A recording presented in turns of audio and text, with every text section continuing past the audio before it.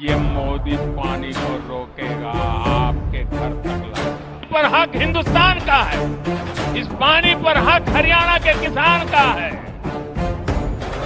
राजस्थान के किसान का है。说起三哥的航天水平，那真是忽高忽低，神鬼莫测呀。前2年还处在牛拉卫星的蛮荒时代，现如今已经走到了世界前列，率先实现了无氧登月。你瞅瞅照片上的3位大聪明，那一脸天妒人怨的表情，一看就是没谈好出场费呀。不过呀，调侃归调侃，人三哥在探索宇宙这条不归路上确实做了很多的努力。早在1947年，有着印度钱学森之称的维克拉姆萨拉巴伊就带着三哥的科学家们开启了本国的航天事业。咱们都知道，三哥搞装备虽然不太行，但是搞外交那是杠杠的。在瞬息万变的大国关系中，三哥就像一位婀娜多姿的风尘女子，从来不会跟哪个大哥永结同心，玩的就是一手脚踏2只船。今天向苏联抛个媚眼，明天呢给老美送个香吻，美苏2个怨种呢还就吃这一套，拼了命的帮助三哥发展航天事业。1957年，苏联成功发射了人类历史上第1颗人造卫星。维克拉姆博士看到后激动坏了，马上跑去面见尼赫鲁，死乞白赖的要求成立自己的太空研究部门。可惜当时的老尼穷的裤衩子都飞边了，他把钱都用在了军备的采购上。因为在老尼看来，咱们连地球上的事都没整明白，上哪门子天呢？所以老尼只能给老维画饼，喂，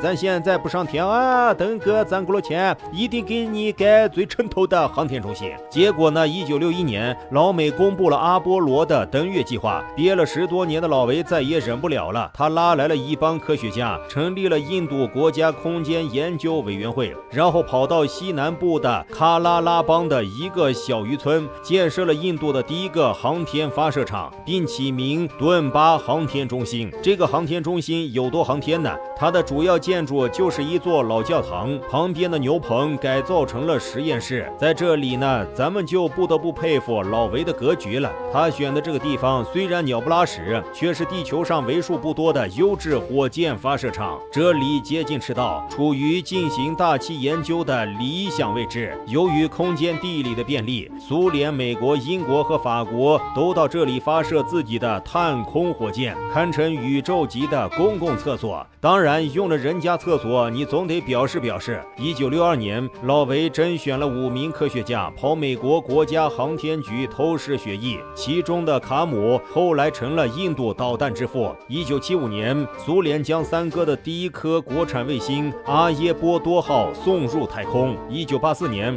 老大哥又把第1名印度的宇航员拉克什沙尔马送入太空，让其在礼炮7号空间站上待了近8天。老是被别人送上天，三哥也感觉很没面子，奈何国内的火箭工业底子太差，一直研制不出大推力的火箭发动机，发动机推力小，载重就小，所以别说载人，载个猴子都费劲啊。于是从90年代开始，三哥花大价钱从毛子那里买来几个 N1 火箭的 RD56 发动机，作为苏联第1款高压补燃的氢氧发动机。 RD56 的性能还是靠得住的，毕竟当年曾经用于苏联探月工程。不巧的是，三哥这次的撒币行为被对面的老美知道了。老美的尿性咱们都清楚，他们从来都是恨你有笑你无的。为了避免三哥跟毛子狼狈为奸，老美直接开启了对印俄的经济制裁，吓得三哥当场就点了退货。但活人不能被尿憋死，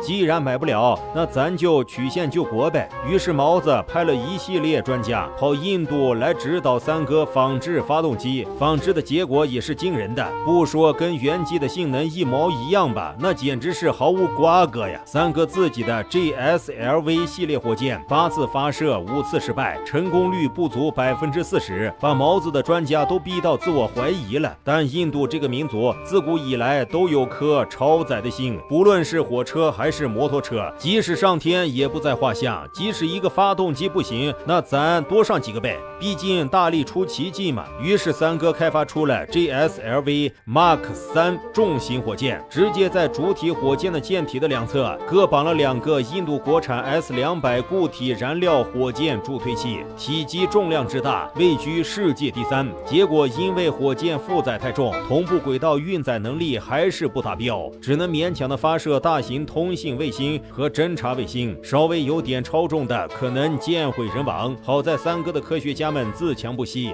在美俄2大航空天团的帮助下，还真被他们攻克了这一难题。2002年，三哥自行开发的火箭超低温发动机试验成功，可将卫星送入地球上空3.6万公里的轨道。2004年，三哥们再接再厉，第2代地球同步卫星运载火箭将一颗1.95吨的教育卫星送入地球上空3.6万公里的轨道，成为继美国、俄罗斯、中国、法国和日本之后第6个具备使用超低温发动机发射对地同步卫星能力的国家。如果说2007年前印度的航天事业是稳步发展，那么之后就是跑步前进了。2008年，印度成功发射了一箭实星，其首个月球探测器月船1号所携带的撞击探测器成功撞月。2012年8月，印度独立日当天，时任总理辛格亲自宣布将发射火星探测器。此后15个月内，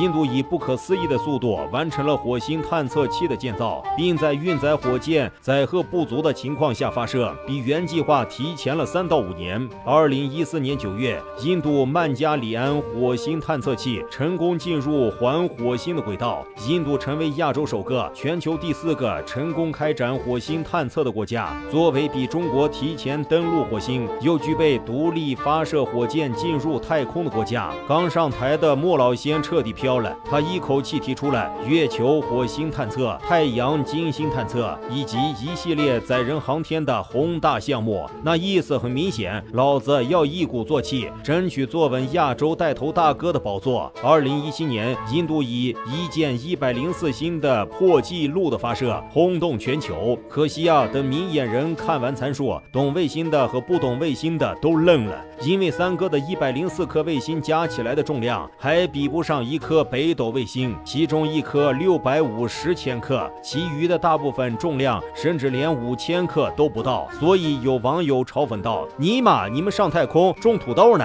！”2019年，三哥的月船2号更是来了个硬着陆，直接失联了，一度把莫老先的大国梦撞得稀碎。但三哥们并不气馁，终于在今年成功登月。虽然月球上的老3位是着实让人看不懂，但明眼人都看得出来，三哥在5年前进行的火箭发射成功率高达100%。结果疫情开始之后，不仅发射次数急剧减少，成功率也越来越感人。难道三哥的火箭也阳了？其实真实原因是，随着口罩的蔓延，导致国外科学家纷纷逃离印度。这2年，印度火箭发射基本上都是靠自己在维持，只能在发射之前向俄罗斯、以色列、美国、欧洲局请教。就连前几天的月球探测器，很多零件设备都是欧美提供的，可是没有面对面、手把手的言传身教。三哥航空的原型马上显露出来，为走捷径而受制于人，已成为印度航天工业体系的顽疾。反观我国的航天事业，那才是几代人一步一个脚印走出来的。毕竟饭要一口一口吃，步子迈得太大，容易扯着蛋。